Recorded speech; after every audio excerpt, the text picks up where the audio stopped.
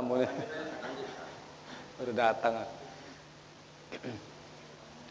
Bapak saudara yang dimuliakan Allah Subhanahu wa taala. Karena itu belajar atau memahami atau mengikuti pelatihan fardhu kifayah ini sama dengan kita belajar ilmu fikih, fiqhul janaiz. Di dalam fikih itu akan banyak kita lihat khilafiyah memang. Ada banyak perbedaan pendapat ulama yang pastinya juga menimbulkan pertanyaan-pertanyaan. Karena itulah kemudian kalau kita belajar fikih cukup teori itu nggak nyambung, harus pakai praktek. Allah suruh contohnya, suruh berwudu, disuruh Allah basuh wajah, basuh tangan. Prakteknya siapa? Rasul mempraktekannya. Baru nyambung kita nih umatnya. Nah seperti itu, ngurus jenazah begini, dikafani, disolati. Cuman mengkafaninya praktek. Kalau kita langsung turun ngurus jenazah mengkafani, nanti ini siapa nih nggak pernah mengkafani kok mengkafani, diusir orang. Karena belajar dulu. Bapak saudara rahmati Allah Subhanahu wa taala, dan belajar pelatihan fardhu kifayah ini bukan hakikatnya hanya sekedar tahu ilmu ngurus jenazah, tapi yang lebih daripada itu adalah kita jadi zikrul maut, kita jadi ingat mati. Oh, kita ini juga bakal mati. Kita ini juga bakal dimandikan. Saya mandikan jenazah. Ya, suatu saat saya akan dimandikan menjadi jenazah. Saya mengkafankan jenazah, suatu saat saja akan dikafankan menjadi jenazah, dan seterusnya. Karena itu fikih ngurus jenazah ini kita harus paham. Ketika kita mau mengurus jenazah, kita harus memiliki hal-hal dalam diri kita dulu, baru bisa mengurus jenazah. Sama seperti seseorang mau membawa mobil, dia harus punya SIM, surat izin mengemudi. Mau memandikan jenazah juga harusnya punya SIM, surat izin memandikan mayat. Nah, SIM juga. SIM-nya apa? SIM-nya itu ada gurunya. Kata gurunya dia berhak. Bukan SIM yang pakai surat. Kadang-kadang mohon maaf, ada SK Bilal Mayat pun dia nggak bisa. Tapi ada gurunya yang udah meng-SK-kan. Dia berhak karena dia sudah belajar, dia sudah praktek. Nah, karenanya pelatihan fardhu kifayah ini positif, harus kita ikuti. Bapak-bapak saudara yang dimuliakan Allah Subhanahu wa taala. Sebelum saya lanjutkan, kita ingat ayat Allah Subhanahu wa taala untuk kita mawas diri saja. Tapi semua ini saya yakin dan percaya orang beriman. Orang beriman itu dia enggak anti nasihat. Karena ad-dinun nasihat, agama itu nasihat. Apa itu? Ya firman Allah yang biasa kita baca. Kullu nafsin za'iqatul maut. Setiap kita yang bernyawa merasakan mati. Pertanyaannya, apa bekal kita menuju mati? Kalau soal mati semua pasti mati. Mau bersembunyi dia di tempat yang tertutup rapat dengan tembok yang tebal, dia pasti mati juga. Mau jauh dia di mana saja. Mau sehat walafiat, besok pun bisa mati. Mau kaya raya pun bisa mati. Mau pejabat negara pun dia akan mati, dan dia tidak pilih kasih. Fa iza jaa ajaluhum la yasta'khiruna sa'ah wa la yastaqdimun. Kalau udah datang ajal, enggak dapat diperlambat. Enggak bisa ditunda-tunda. Karena kematian itu bukan nomor urut, tapi nomor apa? Nomor pasti dah, yang enggak bisa diprediksi waktunya. Karenanya, Bapak saudara yang dirahmati Allah Subhanahu wa taala, mudah-mudahan dengan pelatihan fardhu kifayah ini menambah iman kita, menambah kesadaran kita, menambah muqarabah kita kepada Allah. Kenapa? Karena memang disuruh Rasul, kita disuruh aksiru zikra hazimil lazat ya'nil maut, kata Nabi, kita disuruh banyak ingat-ingat kematian. Kadang-kadang mohon maaf lah, ceramah maulid pun itu kadang ceramah maulid itu banyak guyonnya saja. nanti lupa dengan kematian. Nah, ceramah ini cocoknya. Iya. Tapi kalau saya ceramah tentang mati di Maulid, nanti orang tidur semua. Nah, jadi disinilah saya sampaikan. Bapak saudara yang dirahmati Allah Subhanahu wa taala. Nah, untuk menjadi seseorang yang mau mengurus jenazah, minimal dia punya 4 hal dalam dirinya. Atau bisa dikatakan 4 sifat harus dimilikinya. Baru dia bisa menerima SIM, surat izin memandikan mayat. Apa 4 hal yang harus dimiliki oleh seseorang mengurus jenazah? Yang pertama adalah asy-syaja'ah, mental keberanian. Itu pertama. Bukan dia ustaz, bukan ukurannya ustaz, bukan ukurannya tua, bukan ukurannya sarjana, bukan ukurannya tegap, bukan. Tapi ukurannya mental keberanian dulu. Keberanian itu datangnya bukan terpaksa, tapi datangnya karena dari hati, keimanannya. Contohnya begini, saya Bilal jenazah, kenapa saya harus nggak berani? Pertama, saya juga pasti mati, jadi ngapain takut mati. Kedua, ini juga suatu kewajiban bagi saya, lagi hukumnya fardu kifayah, nggak ada lagi yang bisa, amanah. Ketiga, kalau yang meninggal itu orang tua, jadi kalau seorang anak mengurus jenazah orang tuanya, itu nggak ada alasan, dia wajib berani. Tetapi dalam hal mengurus jenazah ini memang harus punya sifat pertama asy-syaja'ah, mental keberanian. Ukurannya bukan titel, bukan besar, bukan jabatan, tapi memang dia ini sadar diri, dia mengurus jenazah, maka berani. Jadi kadang-kadang kan orang melihat fisik, ya Ustadz itu si muda, badannya kurus, apa berani dia? Nah, kan nengok casingnya orang. Padahal kata Rasul, innallaha la yanzuru ila suwarikum wa amwalikum. Sesungguhnya Allah tidak memandang ucapanmu, bentukmu, hartamu dan jabatanmu, bukan. Walakin Allah yanzuru ila qulubukum wa a'malikum, kata Rasul. Yang dipandang itu hatimu, imanmu dan amal solehmu. Kan itu dia. Kadang-kadang gini, Ustadz ini titelnya cuma SPDI S1, dah kasih 10.000 aja. Nah gitu kadang, luar biasa ya. Memang begitu kenyataannya, tapi kita jangan kecil hati. Allah tidak memandang itu. Sama seperti tadi, jam 8 udah sampai saya sini. Alhamdulillah, bisa tidur dulu nunggu-nunggu jamaah. Nah, alhamdulillah. Bapak saudara yang dirahmati Allah Subhanahu wa taala. Jadi itu yang pertama yang harus dimiliki. Yang kedua, yang harus dimiliki oleh kita untuk mengurus jenazah itu adalah ilmu. Oh Ustadz, dia udah berani. Oh bagus, udah berani. Tapi ilmunya jangan berani-berani aja, nggak ada ilmu. Nanti ujung-ujungnya mandikannya asal-asalan, pakai dorsemer pula nanti. Atau main celup-celup aja, dipegangnya kakinya dicelupi, kan nggak mungkin. Jadi pakai ilmu. Ini rasanya di kantong rasanya ya. Hah? Kan jadi dengung.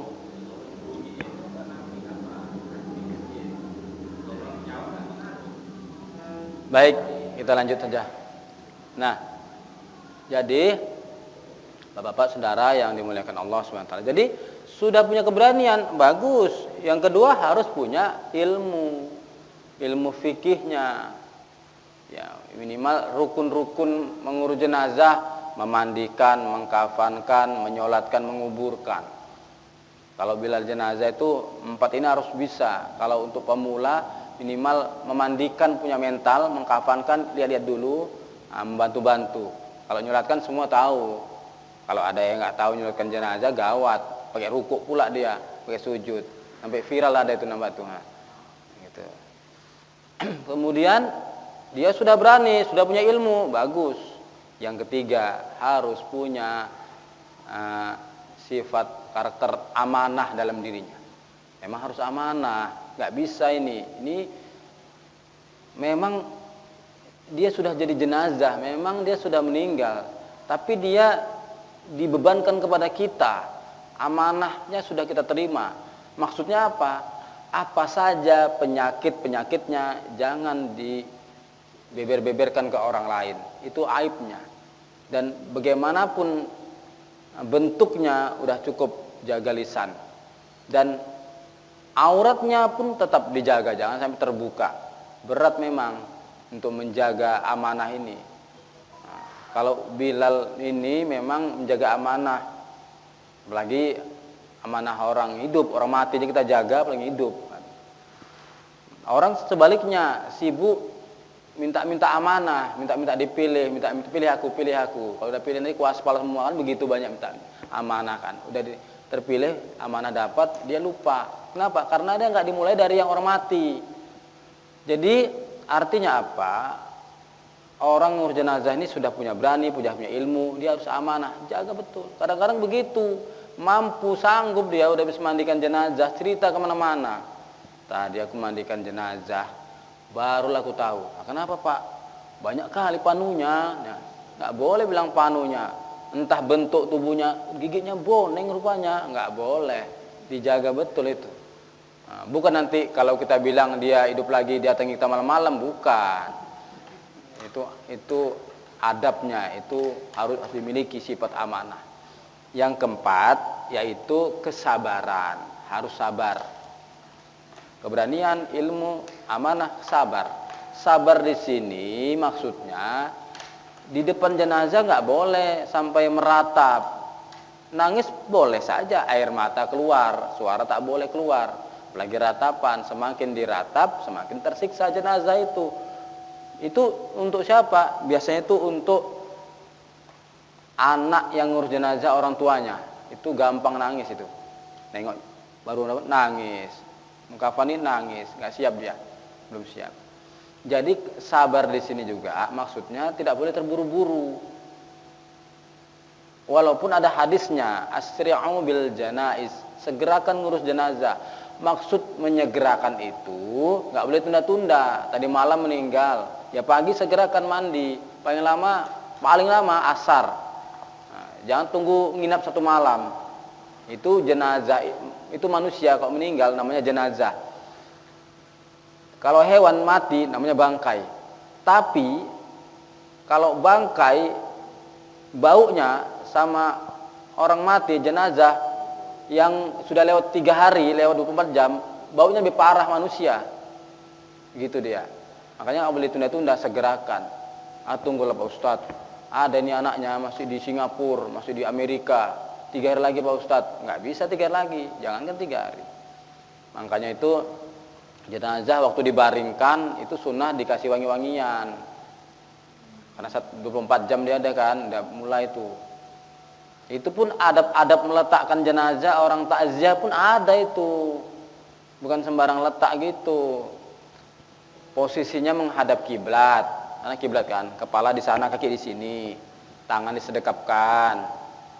Kalau mata terbuka, mata tutupkan.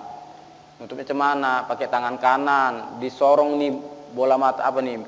Apa namanya nih? Nah, kobat mata disorong. Bacanya ada zikirnya. Bismillahi wa ala millati Rasulillahi sallallahu alaihi wasallam, ditekan sallallahu alaihi wasallam 3 kali. Bismillahi wa ala millati Rasulillah, bismillahi wa ala millati Rasulillah. Tertutup itu matanya. Kalau enggak tertutup matanya, agak-agak terbuka enggak apa-apa. Asal jangan memen mata pula dia gini-gini ya. Tak betul. Mulutnya juga begitu, tutupkan. Kalau nggak bisa tutup, pakai selendang, ikatkan, boleh. Tangannya disekepkan, kaki diluruskan, dikasih wangi-wangian kapur barus. Itu kan belum dimandikan, orang masih takziah. Jangan dibuka pakaian di situ. Kadang-kadang ada masyarakat umat Islam ini, orang takziah jenazah dia telanjang di situ. Dibuka nampak auratnya, nggak boleh itu. Nanti dibuka baju di kamar mandi, biar kita yang buka. Nah, itulah salah paham orang. Nah, itu. Tempatnya itu jangan di bawah lantai, ditinggikanlah, adalah tilamnya. Yang takziah pun ada adabnya, bukan datang duduk dengar diam pulang. Datang ucap salam. salam yang mahram ya, yang nggak muhrim jangan salam. Nggak boleh duduk dulu sebenarnya, nggak boleh. Jadi apa terus? Jumpain jenazah dulu, duduk di depan jenazah boleh, berdiri pun boleh. Kalau duduk doakan, Allahumma ighfir lahu warhamhu dan seterusnya. Kalau laki-laki, Allahumma ighfir lahu warhamha dan seterusnya. Kalau perempuan, doa dulu. Habis doa, tengoklah tadi. Oh, mata terbuka, tutupkan. Atau matanya dulu tengok baru doa boleh. Baru jumpain ahlil musibah. Anak, keluarga siapa ngapain? Beri nasihat kesabaran. Jadi bukan tunggu ustadz menceramahi sabar-sabar, kita semua berhak sabar. Ada rezeki salamin, baru duduk kita. Baru duduk nggak boleh bicara yang macam-macam, bicara baik-baik aja. Kadang-kadang kita bertakziah ini kan di rumah ada penuh ibu-ibu semua, nggak bisa masuk. Nah, bapak-bapak di luar ngobrol, merokok, cerita macam-macam, salah paham. Makanya saya luruskan, itu adab-adab takziah itu. Baru, nah setelah itu barulah itu sudah otomatis kalau sudah ada jenazah di rumah, jangan ditunda-tunda, siapkan semua perlengkapan itu, belilah kain kafannya, belilah semua yang untuk mandinya. Kalau mau dipangku, disiapkanlah yang mangku. Berapa orang yang mangku? Minimal 3 orang, maksimal 5 orang. Kalau anak bayi 1 orang aja pun jadi. Kalau mau dipangku, kalau jenazah tadi nggak dipangku, diletakkan di meja aja boleh aja. Pernah terjadi, nggak ada yang mangku, ya udah taruh di meja, kita mandikan, begitu. Dah, dibeli keperluannya. Yang penggali kuburnya pastikan ada yang digali kuburnya. Kalau jauh siapkan ambulannya. Itu sebenarnya tugas keluarga itu. Kalaupun keluarga yang nggak sanggup karena dalam keadaan berduka, dibantulah. Makanya ada STM, itu membantu. Karena kan orang sedang berduka, nggak sempat lagi dia yang bingung. Bahkan menyiapkan makanan pun sebenarnya bukan orang yang berduka, STM atau keluarga yang lain, saudara umat Islam. Tapi udah tradisi, dia menyiapkan makanan juga. Makanya orang kadang-kadang kalau pas tahlilan malam ketiga rame berdatangan semua. Orang ada nasi berkatnya. Malam kedua sama pertama nggak ada yang datang, sepi. Inilah kadang-kadang. Iya, aduh. Nah, inilah dia. Bapak-bapak saudara rahmati Allah Subhanahu wa taala. Dah. Jadi kalau kita kok dengung-dengung ya. Kalau kita sudah mempersiapkan diri kita, perlengkapan karakter, akhlak atau sifat-sifat sudah kita miliki tadi. Nah, kemudian kita paham juga rukun-rukunnya, kita sudah jalankan semua prosesnya. Lalu sesungguhnya kita sudah berhak, tidak boleh menunda-nunda, harus mensegerakannya. Maka disiapkanlah semua, mulailah perlengkapan mandi. Yang mangku sudah duduk, sudah jenazah diangkatkan ke tempat yang mangku, tangan kiri di bawah, tangan kanan di atas, gitu. Tapi ingat, sebelum mandi kain kafan harus sudah dibentang. Nanti setelah mandi jenazah tinggal letakkan, tinggal bungkus. Jangan dimandikan kain kafan belum dibentang, belum dibeli pula. Habis mandi mau dibungkus pakai apa? Gak mungkin pakai daun gini macam lemang, gak mungkin. Jadi itu pastikan kain kafan dulu. Tapi untuk pelatihan kita mau praktekkan mandi dulu, baru mengkafankan nanti.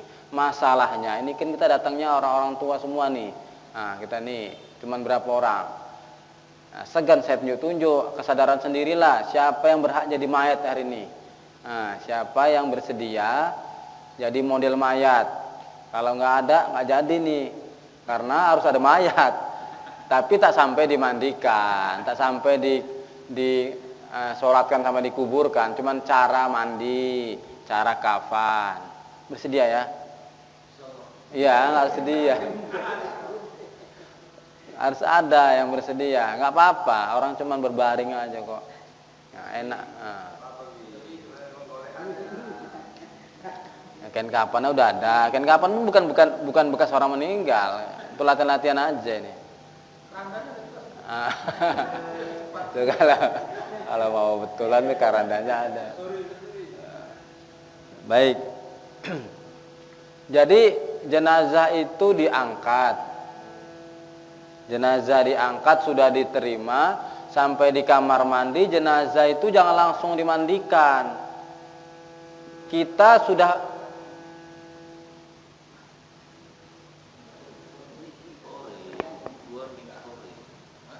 udah. Sini dan diam. Tak masuk just dia diam. Apa tadi ya? Jadi jangan langsung dimandikan. Pastikan perlengkapan di kamar mandi itu udah disiapkan. Apa itu perlengkapan mandi? Pertama, air mutlak, air suci yang mensucikan. Di mana dia? Boleh di tong, boleh di ember besar, boleh juga di selang, airnya mengalir, boleh.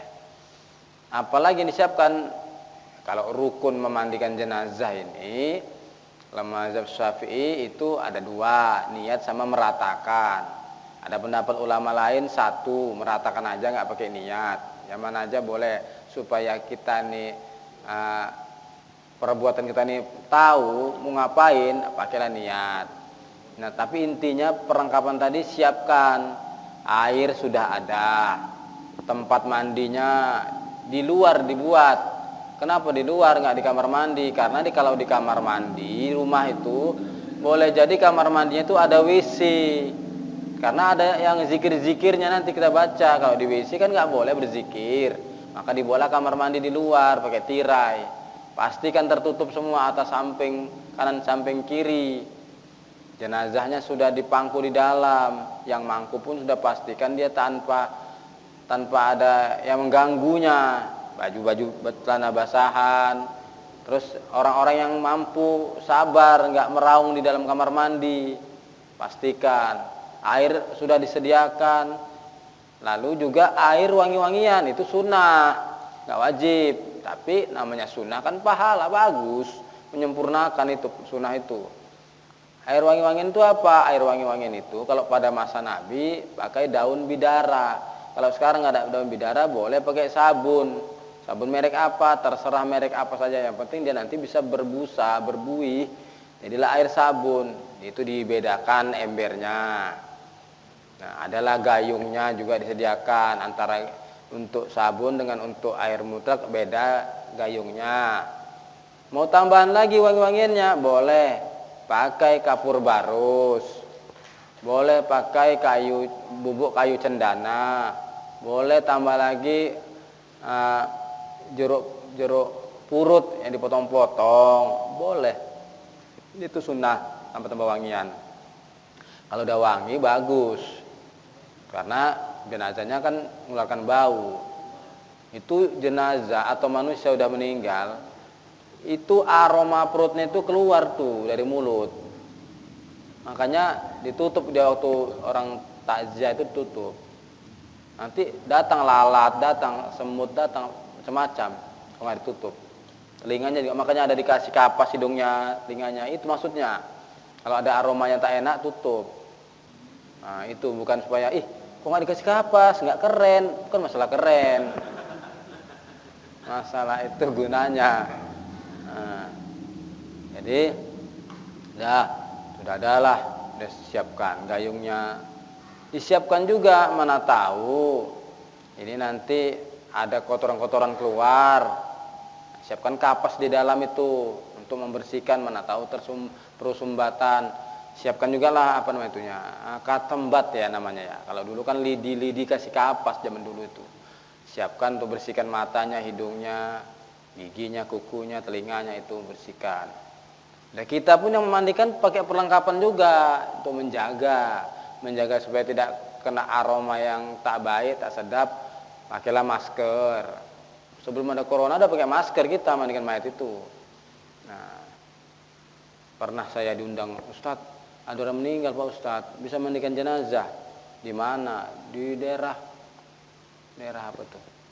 Hamparan Perak. Ya mana Bilal kalian? Itu kan daerah saya, nanti tak enak saya ada Bilalnya. Enggak ada Pak Ustadz, Bilalnya sporing katanya. Bilalnya sporing. Cabut. Kemana rupanya? Katanya mayatnya lain. Lain cemana? Tenggelam Pak Ustadz. Oh, datanglah saya. pada bermasker semua. Ini belum masa Covid, bau, tahan orang tuh. Saya nggak pakai masker, terasa ada aromanya. Nah, minta saya masker, tercium juga. Oh, ada tipsnya, ada caranya itu. Ada 2 caranya.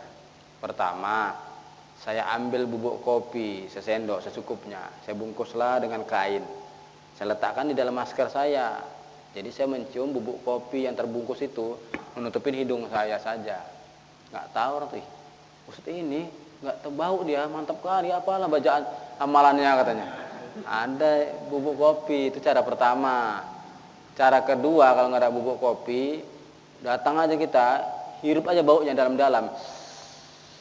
3 kali dihirup, tahan napas, udah nggak bau lagi tuh. Karena kalau bisa pun dah dihirup sumbat kuping kita kok bisa. Sumbat kuping, karena saraf hidung ke telinga itu sama dia. Tapi belum pernah saya coba. Bayangkan ngirup, bayangkan itu, aduh, malah keluar isi perut semua. Belum pernah saya coba. Enggak.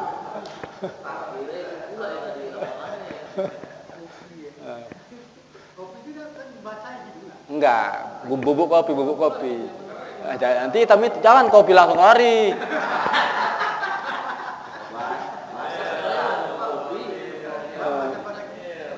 Enggak, bubuk kopi bungkus kain, lari masker, gitu ya. Jadi kalau dia mau tadi ke sabunnya. Jadi dia mau meninggal pesan pula sabunnya putih. Oh, misalnya dia sebelum meninggal, anakku, cucuku, nanti kalau mama meninggal, mama mau sabun mereknya, merek gift gitu misalnya kan. Itu wasiat yang nggak perlu diturutin. Nah, nggak ada gift cemana, kan itu. Enggak, itu kan sinetron itu. Enggak. Iya. Ada wasiat-wasiat yang nggak perlu diturutin. Misalnya begini, anakku nanti kalau bapak meninggal, bapak mau pakai kain kapan batik warna kuning katanya. Oh, nggak perlu, masa kain kapan batik putih. Nah, itu kan hal yang nggak wajar. Mau sabun merek ini, nenek nanti kalau meninggal mau pakai warna pink, itu wasiat-wasiat nggak perlu dituruti. Kecuali misalnya wasiatnya, mama nanti kalau meninggal mau dikubur sebelah bapak ya, almarhum bapak, boleh. Nah, jangan dibawa ke rumah sakit, di sini aja biar orangnya jauh kan? Jauh. Ini meninggalnya di kampung satu, bapak. Rupanya mamanya kan ikut sama anaknya jauh. Merantau kan. Merantau, meninggal. Jadi mau itu kan ya, darurat. Di bawah pesawat prosesnya lah. Iya, itu darurat, tak perlu juga dituruti. Nanti gara-gara itu nanti udah berhari-hari kan. Enggak, rusuh. Itu kan darurat ini bisa tarik ulur dia hukumnya itu. Baik, kita lanjutkan dulu. Jadi sudah disiapkan semuanya perlengkapan mandi itu, pakailah sarung tangan yang karet itu, karet. Jangan sarung tangan kiper Pak dipakai kan. Sarung tangan karet, pakailah apa namanya itu. Menahan supaya enggak kecipratan, celemek apa namanya. Sarung tangan tinju enggak bisa. Baru diangkat jenazahnya, yang angkat orang lain, baru nerima, bebaringlah dia. Bebaringnya di mana? Bebaringnya kepala di kanan kita, kepala jenazah di kanan kita, kakinya di tangan kiri kita. Jadi nanti gampang mau istinjakannya. Nah, kok gini kan nggak mungkin Pak ya. Sudah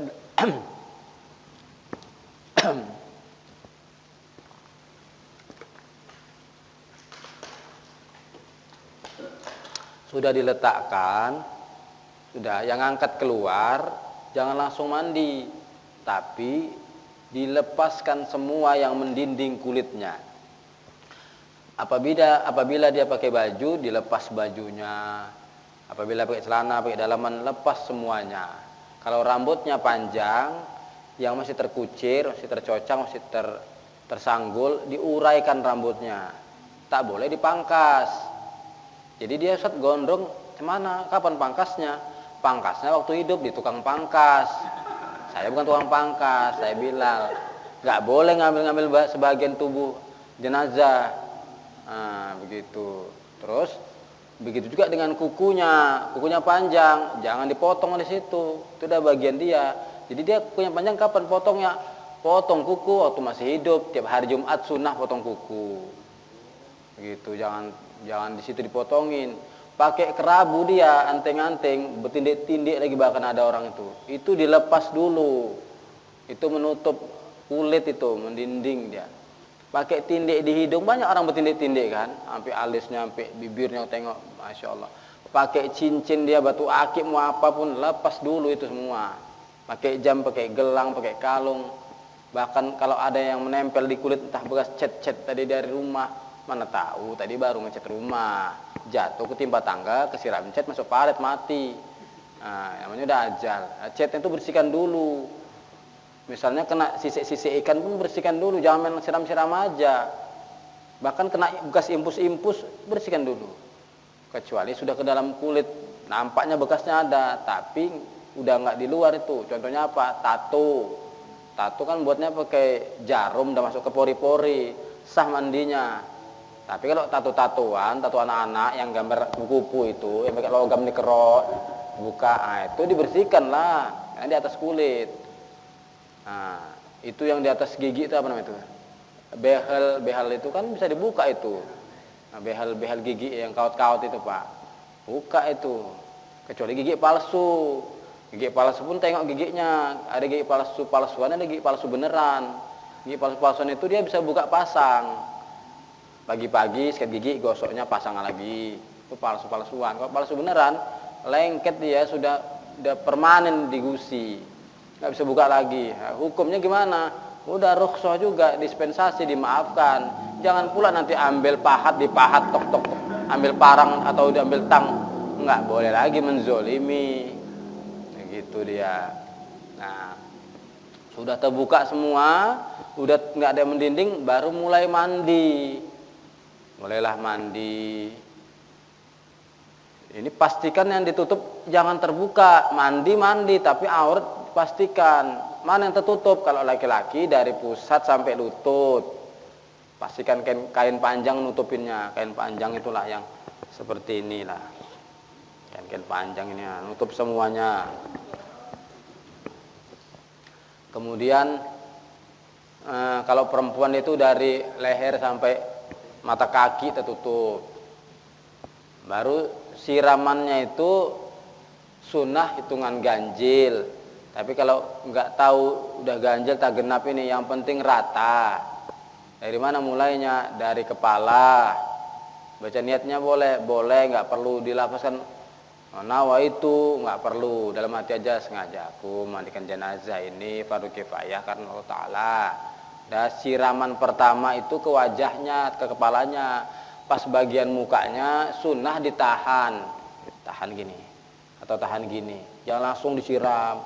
Kadang-kadang ada jenazah itu dia terbuka mulutnya, kadang bukan megah, dia terbuka mulutnya, ya kan? Itu jenazah itu kalau dia terbuka mulutnya seolah-olah disiram air masuk, tapi nggak masuk, tumpah lagi dia itu. Kenapa? Karena orang meninggal tenggorokannya sudah tersumbat, telinga sudah tersumbat, tertutup. Itulah fitrahnya orang meninggal ini, nggak dengar, nggak bisa lagi berfungsi. Seolah-olah kok ada air, tergenang aja itu. Makanya sunahnya tahanlah, jangan disiram, diisi. Janganlah cuma tengah aja diisi. Nah, itu di sini. Untuk wajahnya, untuk dari wajahnya terus ke kanannya. Subhanallah, siram kanan. Baru kiri alhamdulillah. Tengahnya Allahu Akbar. Baru 3 kali, bolehlah 5 kali, bolehlah 7 kali. Ratalah depannya. Iya, dari atas. Ini habis airnya ambil lagi. Nah, itu biasa pakai selang itu, macam dorsemer gini. Nah, sunnahnya ambil dari atas. Itu. Iya, sambil Dibasahkan kan dulu pun boleh, dibasahkan air dulu kan, basahin air 3 atau 5 atau 7 atau 9 ganjil siram kanan kiri tengah, ulang-ulang begitu. Baru lanjut dengan air berbusa, air sabun. Sama juga lakukan dari kepalanya kanannya, baru kepala kirinya, baru tengahnya, hitungan ganjil. Ini berbusa lah jadinya. Udah berbusa, itulah tugas meratakan. Saat berbusa itu tugas tangan kanan meratakan dari kepala sampai pinggangnya, laki-laki maupun perempuan. Tangan kiri tugasnya dari pinggang sampai kakinya. Jadi punya tugas masing-masing orang ini. Nah, ratakanlah kepalanya, rambutnya, ratakanlah telinganya, celah-celah lehernya ini depannya, ketiaknya, selanya rata. Bagian pinggang masuklah, ratakan dulu. Kalaupun untuk menyentuh kubul dan duburnya, kemaluan dan belakangnya, nanti pun boleh, tapi siram dulu. Siram, nanti ada bagian istinjaknya, nanti ada bagiannya. Siram, ratakan kakinya, sudah berbusanya sudah rata. Sudah rata busanya, kemudian dibilaslah dia, disiram. Jatuhlah air berbusa itu. Nah, bersihlah bagian depan. Nah, kemudian jenazahnya dimiringkan 99 derajat. Kemana? Arah kanannya. Mana kanan dia? Oh, ini kanan dia. Berarti dia membelakangi kita. Jenazahnya ke sana, membelakangi kita. Siram, lakukan seperti yang pertama tadi. Siram air bersih, hitungan ganjil, semuanya rata. Ambil air yang bercampur sabun, siram dengan rata. Tugas tangan kanan meratakan dari kepala sampai pinggang. Tugas tangan kiri dari pinggang sampai bawahnya, ratakan. Nah, setelah itu dibilas, dibersihkan. Posisi masih miring, posisi masih dia mengarah ke kanannya dan duburnya menghadap ke kita. Pada saat itulah boleh diistinjakan, karena posisi mudah. Dibukakan kakinya sedikit, tangan kiri menyentuh duburnya, belakangnya. Pastikan tidak ada kotoran, tidak ada warna-warna, tidak ada bau-bau. Nah, itu aja yang dipastikan. Bersihkan, tidak ada warna, tidak ada bau. Warna, bau, rasa nggak usah. Nah, belum ada rasa-rasa. Sudah tidak ada lagi, bilas disiram. Nah, dimiringkanlah jenazahnya sekarang ke arah kirinya. Iki berarti menghadap kita jenazahnya. Menghadap kita jenazahnya. Itu dibantu, miring-miringkannya dibantu. Kalau ada yang mangku yang bantu itu. Kalau nggak ada yang mangku sendiri kita repot. Makanya terbantu kali kalau ada yang mangku itu. Miringlah dia menghadap kita. Lakukan seperti tadi, siram 3 atau 7 kali atau 5 kali. Yang kanannya, belakangnya dikasih air sabun, dibilas, sudah rata. Ditelentangkan lagi, barulah istinja. Istinja apa duluan? Kemaluannya, kubulnya. Kalau laki-laki itu ada buah pelirnya, pastikan air merata ke lipatan-lipatan buah pelir itu, ada lipat-lipatan kulitnya. Makanya tangan kiri ratakan dari bawah selangkangan sampai buah pelirnya semua kena, tersentuh tangan kita. Dan kemudian penisnya, kalau ada lipat-lipatan ratakan. Kemudian kalau dia belum khitan, belum sunat, bukakan dia, siram. Kalau bisa kalau enggak, penis laki-laki itu kalau enggak tegang dia nggak bisa celetkan dia. Jadi dibukakan, disiram. Kalau dia belum sunat, entah pula tadi dia baru masuk Islam, ya kan? Atau memang dia itu baru anak SMP belum sunat pula, begitu umpamanya. Terus belahan kepala itu dibuka sedikit, disiram. Udah yakin kita tanpa melihat, meratakan buah pelir sama penisnya udah kira-kira rata. Itu nggak ada jaminan, ditengok sekali aja, tengok, dipastikan. Udah, memastikan masih ada nggak yang mendinding di penisnya sama di buah pelirnya. Bukan ditengokin, diperhatikan, oh kayak gitu rupanya bentuknya ya. lain ya, nggak perlu. Nah, jadi apa saja yang sudah rata, baru lanjut kita bersihkan duburnya. Duburnya kemana? Kan posisi telentang, kaki dibuka sedikit, perutnya diurut ke bawah, pelan-pelan aja, jangan dipaksa. Kalau dipaksa nanti tambah keluar. Kalau sudah keluar nggak berhenti, karena orang manusia dia meninggal duburnya udah dol dia, murnya udah nggak berfungsi, blong dia. Jangan tekan kuat, keluar terus sampai berhentinya. Nah, jadi itu kalau kereta ya kan. Ya, ini kan manusia, dia nggak berfungsi lagi dia. Kalau seandainya memang keluar terus nggak bisa berhenti gimana? Ya bersihkan yang nampak aja. Miringkan kanan, miringkan kiri, udah nggak nampak, sumbat terakhir kali, kapas itu terakhir kali. Makanya jangan coba-coba dipancing-pancing, nggak keluar, nggak paten, nggak boleh. Udah kita bersihkan yang luar saja. Sudah diistinjakan duburnya, dibilas, baru kemudian dibersihkan bagian-bagiannya dengan katambat tadi, bagian telinganya, bagian hidungnya, bagian matanya, bagian giginya. Giginya nggak nampak Ustadz, giginya tertutup bibir, payah bukanya, ya udah bibirnya aja, jangan dipaksa buka kau, nggak mungkin dibuka kan. Terus kukunya, kalau kukunya panjang hitam itu wajib dikorek hitamnya, makanya jangan panjang-panjang kuku, motong rajin-rajin hari Jumat. Jadi kukunya dibersihkan, sudah bersih, kuku kaki juga bersih, dibilas. Udah bagian kuku, sekarang bagian wangi-wangian. Udah kuku wangi-wangian. Pertama kalau ada disiapkan jeruk purut itu jatuhkan dari leher ke mata kaki. Yang kedua bubuk kayu cendana warna kuning dari leher ke mata kaki. Yang ketiga kapur barus seluruh badannya dari kepalanya semuanya. Nah, tertinggallah bekas-bekas apa tadi, kapur barus, bertinggalan di badannya, dibilas lagi. Nggak ditinggal gitu kotor lah, jatuhkan sebersih-bersihnya semua udah, baru diwudukkan.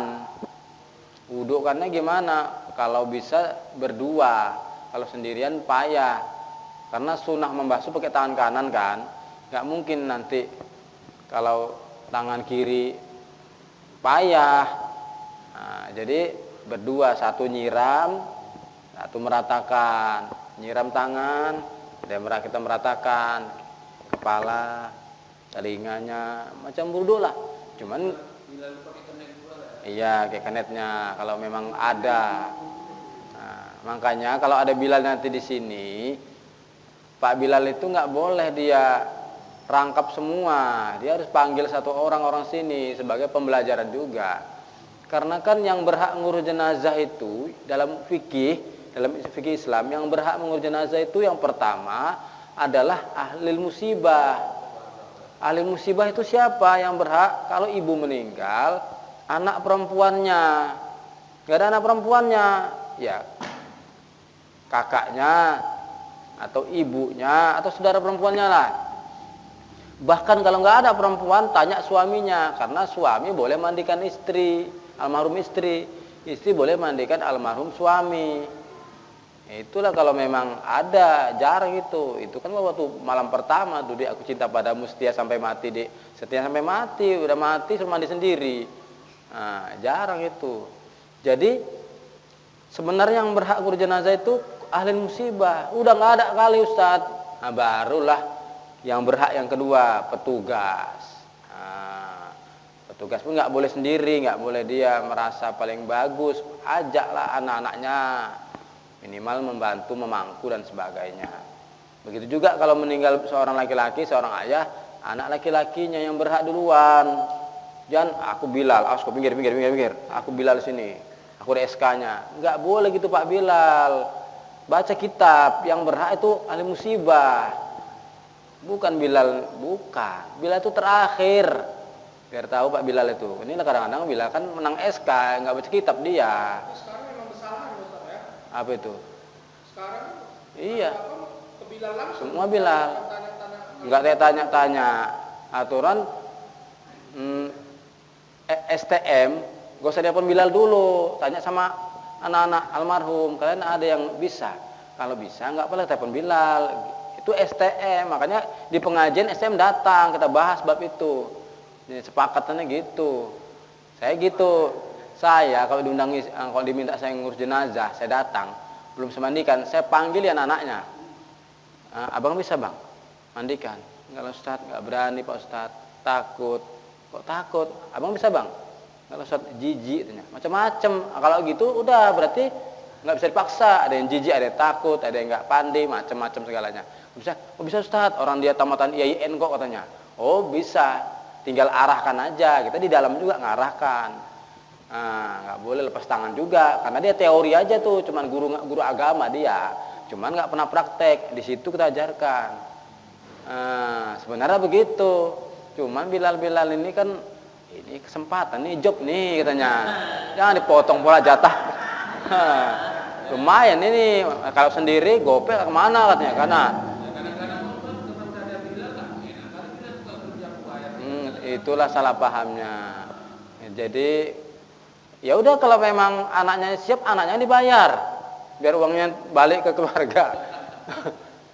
Ini kita kalau cerita hukum, yang berhak tadi itu keluarga, barulah apa Bilal jenazah. Bilal itu kan sebenarnya nama sahabat Nabi, Bilal bin Rabah.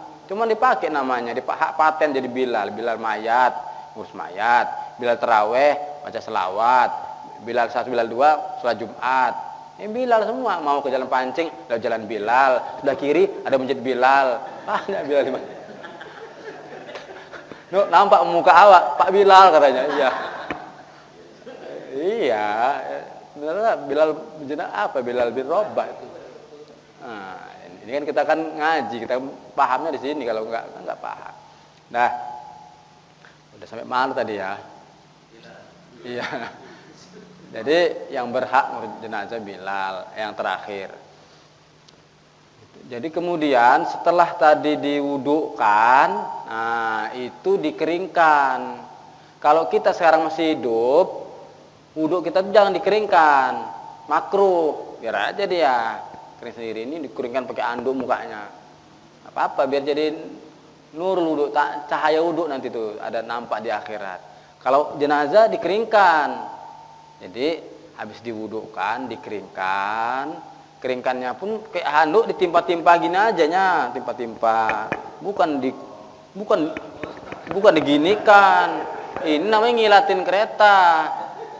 Enggak begitu dia, timpa-timpa aja. Dah, basah kain yang pertama tadi, jangan dibuka dulu, nanti terbuka auratnya. Ambillah kain yang kedua, timpahkan di atas. Yang basah di bawah tadi tarik ke bawah. Ini jaganya gitu. Udahlah ini semua dibawalah ke tempat kain kafan. Panggil yang lain, jangan yang mangku tadi bawa ke dalam, basah semua. Panggil yang lain, yang angkat, taruh di kain kafan. Sudah dipantau lah. Kita Bilal ngarahkan sini, kepala sini. Itu kain kafan pun ukurannya sudah sesuai dengan jenazah. Mana anak-anak, mana remaja, mana orang dewasa. Begitu. Ada sekarang ini kain kafan diperjualbelikan Al-Mubarok umpamanya kan. Nah, itu kalau saya perhatikan mereka normalnya itu panjangnya 2,5 meter semua. Remaja, dewasa, orang tua 2,5 meter saya perhatikan. Nah, tapi kalau jumpa anak bayi gimana? Ya nggak bisa semua itu. Ukurkanlah sejengkal di kepala, sejengkal kaki baru potong. Kalau laki-laki 3 lapis minimal. Perempuan 5 lapis minimal ya. Kalau kondisinya memang badannya gemuk, laki-laki jadi 5 boleh, perempuan jadi 7 boleh. Sekurang-kurangnya udah nggak ada kali kain kafan, memang tinggal di hutan orang tuh dah, 1 pun jadi. Kan tak mungkin lah 1. Nah, kita kan banyak kain kafan di sini. Bagaimana cara nyusun kain kafan? Inilah yang saya praktekkan.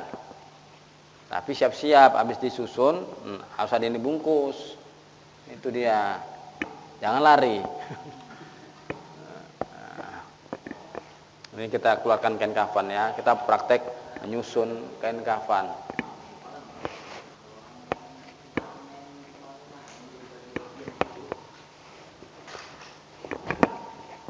Ya, ini untuk latihan kain-kain kafan. Dan ini sudah saya potong-potong, sudah tinggal susun. Ini lipatan pertama, ini berarti untuk jilbabnya. Lipatan kedua, ini lipatan ketiga. Ini mungkin bajunya, ini mungkin sarungnya, ini mungkin jadi serbannya, ini tali-talinya, ini kapasnya. Nah, katakanlah ini sebagian kapas, nggak usah semua. Tali-tali ini sebanyak 5 helai tali. Lebarnya ini kan sudah pakai-pakai, jadi dia tergulung-gulung. Ini diambil, ini kalau kita tidak menggunakan kain kafan yang dibeli seperti di Al-Mubarok. Ini kain kafan tradisional dulu-dulu nih. Beli kain kafan sepanjang 15 meter. 15 meter itu dibagi-bagi. Di potongan pertama 2,5 meter, potongan kedua 2,5 meter, potongan ketiga 2,5 meter, 3 lapis. Pertama, kedua, ketiga. Tapi sebelum dipotong, ambil ujungnya, buat tali, diguntinglah ujungnya, tarik, terjadi tali sepanjang 1,5 meter, 1,5 meter untuk dadanya, 1,5 meter untuk pinggangnya, 1,5 meter untuk lututnya. Susun ya, di bawah tali ini ada terpal atau tikar. Baru kalau ada yang 1 meter, 1 meter untuk kepala sama ujung kaki. Ini kepanjangan 1 meter pun jadi. Kalau nggak ada ini pun boleh. Untuk kepalanya 1 meter, untuk kakinya 1 meter. Nah, ini di atas terpal atau tikar. Barulah kain lipatan pertama yang 2,5 meter. Ini 2,5 meter nih. 1, 2,5. Nah, dibentanglah di sini. Bentangan pertama.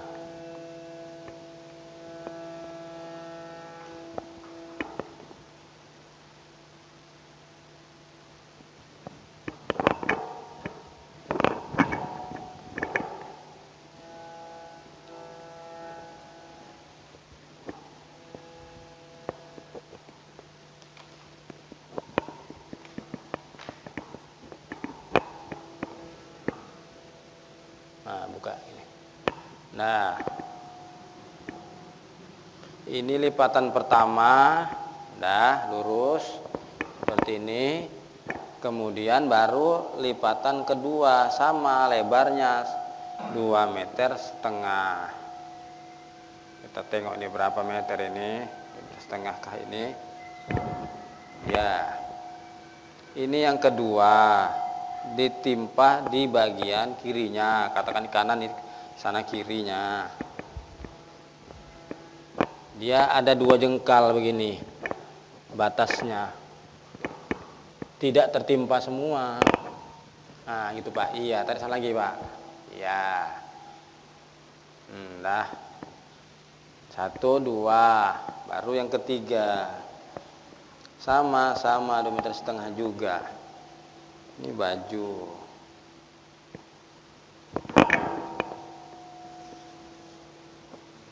Ini letak di tengah. Di tengah. Nah, tengah dia. Nah, 1, 2, 3. Kalau 3 saja punya untuk laki-laki boleh. Oh Ustadz, ini agak-agak gemuk nih, agak-agak luka badannya, buat 5. Apa yang 5 itu? Pertama yang kalau memang mau 5, sarung 1,5 meter menutup dari pusat sampai lututnya.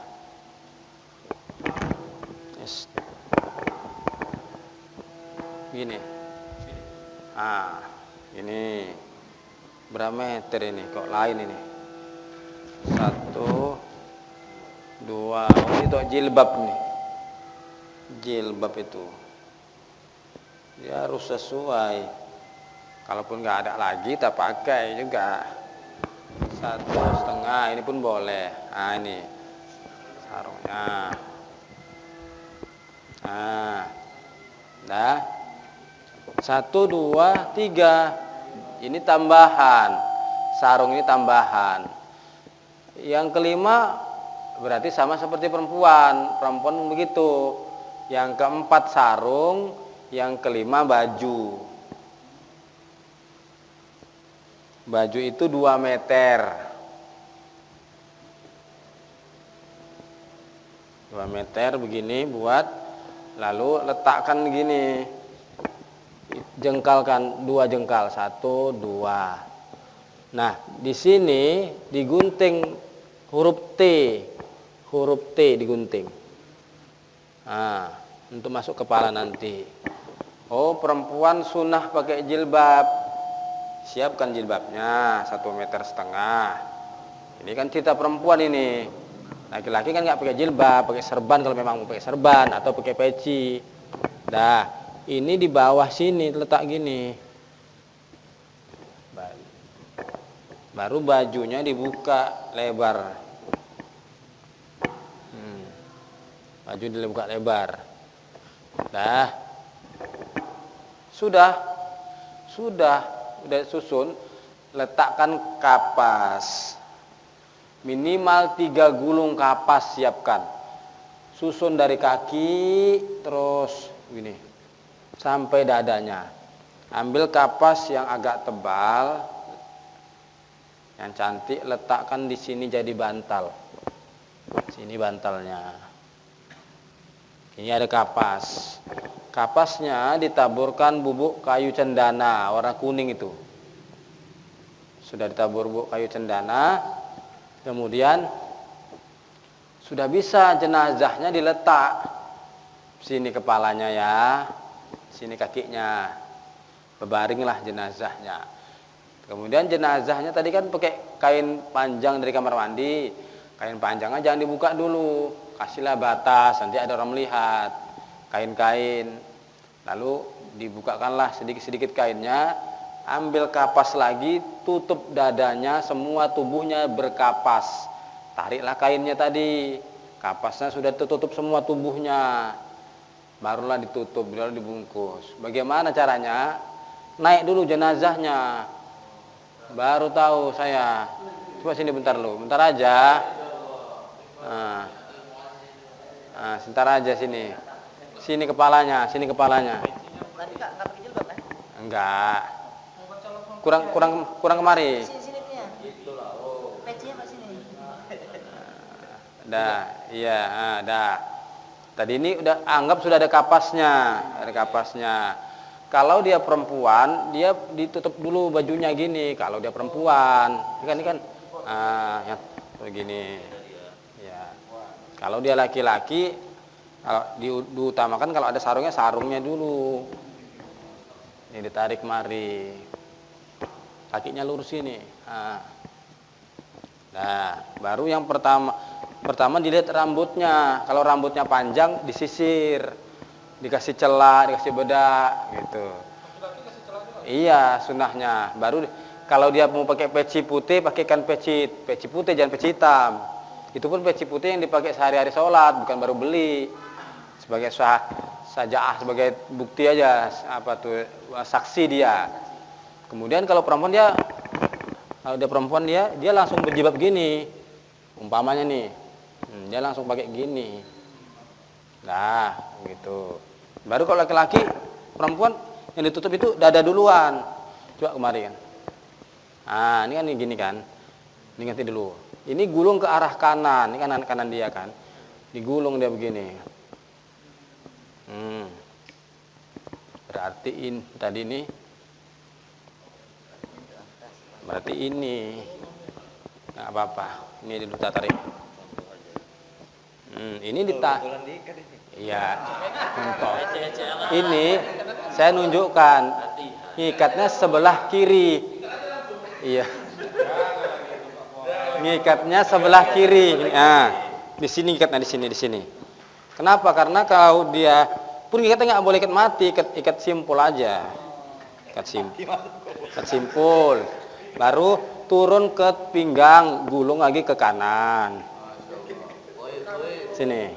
Laki-laki sama Ustaz Ya, ya. ya. Ikat di kirinya. Supaya waktu dimiringkan nanti kanan. Nah, baru gulung lagi ke arah kanan. Ini ngikut sini.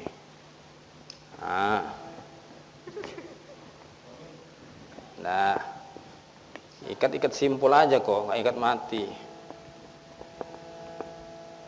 Nah, masuk lagi kakinya digulung.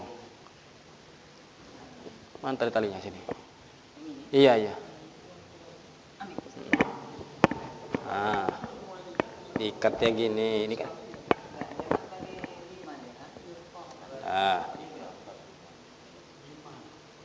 Nah, selesai lah. Baru selesai itu, jangan ditutup langsung wajahnya. Kalau posisi seperti ini sudah diikat 4.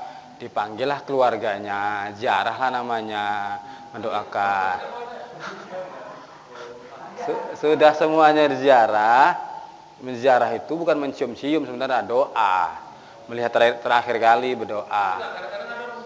Mencium-cium. Kalaupun mau dicium, pernah Nabi lakukan, dicium kepalanya, tangannya, kakinya, bukan pipi-pipi, cium semua diciumin. Jadi ada adik ini Pak Ustaz, istrinya meninggal. Jadi suami meninggal, dicium bukan apanya di luar kepala, mukanya, tapi kakinya dulu Pak Ustaz. Ada kata tanda rupanya kawin lagi dia kalau kakinya. Oh. Kata orang betul pula gitu. Adalah itu biar jangan. Iya Ustaz, nggak usah ditanggapi. Udah. Jadi udah semua ziarah, ambil kapas, tutup wajahnya. Baru nutupnya, contoh nih ya. Dia ke arah kanan gini lagi dia. Macam tadi ya. Iya. Iya, contoh. Nah, gini. Nah, ikat di sini. Nah, udah paham lah ya. Nanti diikat tidak kemana pula dia kan? Nah, udah paham lah ya. Begitulah cara mengkafankan jenazah. Ya kan? Dia nggak nengok dia. Ini jenazah, tapi begitulah. Ya. Kainnya kan kadang udah dari almarhum udah bukan gitu. Iya, kalau di Mubarok itu udah siap gini, tinggal bungkus. Tapi kalau yang dibeli di toko-toko bunga itu masih 15 meter, potong-potong, ngerjain.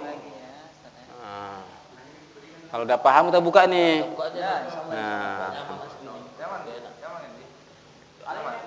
Yang masalah istri sama bedai, ada pula dia sewaktu selesai mandikan, di situ dia. Habis Sebelum dikafan, siap dimandiin itu kan, disisirin, nah di situ dibedain dia. dah duduk. Oke, insyaallah, mantap. Nah, jadi kalau gini, kalau jenazahnya uzur, khawatir habis dimandikan, nah takutnya pas dikafankan keluar lagi takutnya. Kalau khawatir takut keluar lagi, ini sebelum jenazah diletak, di atas kapas letakkan kain cawet buatan kain kapas juga. Nah, nanti setelah diletak jenazah, tinggal tarik dia, ikat. Nah, terus kalaupun mau dibedai di situ, pastikan dia udah kering di kamar mandi tadi. Nah, kalau saya biasanya sudah terbungkus baru bedak. Kalaupun sebelum dibedak, boleh aja. Cuman khawatir saya belum sempurna nutup auratnya. Dibedai sibuk-sibuk, yang wajib mesti ketinggal. Itu sunnah. Wajib mesti ketinggal. Makanya utamakan yang wajib dulu, baru yang sunnah. Makanya saya selesai tinggal pocongnya, baru situ saya sisiri, saya bedai. Nah, supaya apa? Supaya yang rukun-rukun dulu yang diutamakan, auratnya wajib gitu. Ya begitulah cara mengkafankan jenazah. Kalau dari sisi prakteknya kita saksikan sekali, mungkin belum paham kali. Nanti sesekali kalau orang meninggal, misalnya di sini orang meninggal nggak ada bilalnya, nggak apa-apa, panggil saya nanti ngurus jenazah, saya panggil di antara bapak-bapak ini ngawani saya, gitu caranya, ikut. Sekali dua kali lama jadi tahu. Baru saya di sana beberapa kali seperti itu saya lakukan. 3 kali 4 kali saya panggil, lama-lama jadi pandai dia. Udah saya lepas sekarang. Jadi Bilal. Langsung laporkan ke kelurahan. Gitu caranya.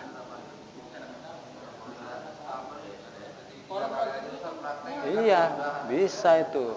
Tapi sekarang Bilalnya itu mau nggak ngajak kita, kadang-kadang itu. Kalau dipotong jawabnya. Baik, saya kira seperti itulah ya. Nanti kalau ada mau diskusikan, mau ditanya lagi, kita lanjutkan setelah tanya-tanya pertanyaan-pertanyaan pada kesempatan ini. Terima kasih, saya kembalikan. Assalamualaikum warahmatullahi wabarakatuh.